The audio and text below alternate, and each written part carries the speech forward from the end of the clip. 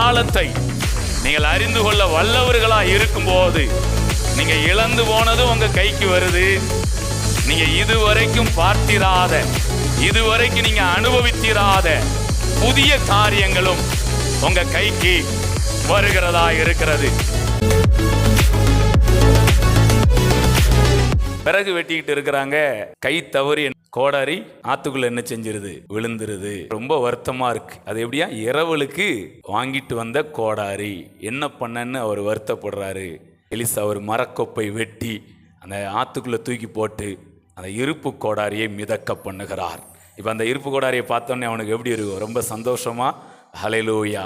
So நான் சொல்கிறேன், கைப்பிசகாய் ஏதாவது உங்களுடைய காரியங்கள் உங்கள்கிட்ட இருந்து விழுந்து ஆத்துக்குள்ளே மூழ்கின மாதிரி இருந்தால் நீங்கள் தேவனுடைய அன்பை உணர அது எவ்வளவு வெயிட்டான பொருளாக இருந்தாலும் சரிதான், அது எவ்வளவு ஆழத்துக்குள்ளே போய் இருந்தாலும் சரிதான், நீங்கள் உணர்கிற அந்த அன்பு ஒரு காந்தத்தை போல, ஏங்க ஒரு மனிதன் படைத்த காந்தத்துக்கே இவ்வளவு எஃபெக்ட் இருக்குன்னா தேவனுடைய அன்புக்கு காந்தத்துக்கும் அன்புக்கும் ஒரு வித்தியாசம் சொல்கிறேன். காந்தம் ஒரு டிஸ்டன்ஸுக்கு தான் ஈர்க்கும். அன்பு எவ்வளவு டிஸ்டன்ஸில் இருக்கிறதையும் அதால் ஈர்க்க முடியும். Praise God. ஹல்லேலூயா. இதாவது இவன் கையில் இரவலாக வாங்கிட்டு வந்த கோடாரி திரும்ப கொண்டு போய் என்ன பண்ணணும், கொடுக்கணும்.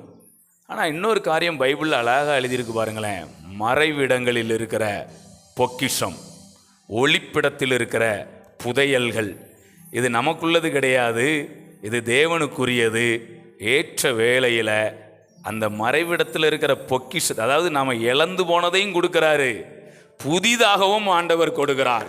நீங்கள் இங்கே வரும்போது நீங்கள் உண்மையாக தேவ பிரசன்னத்தை உணர்ந்து அவருடைய அன்புக்குள்ளே நீங்கள் அந்த அன்பின் ஆழத்தை நீங்கள் அறிந்து கொள்ள வல்லவர்களாக இருக்கும்போது நீங்கள் இழந்து போனதும் உங்கள் கைக்கு வருது.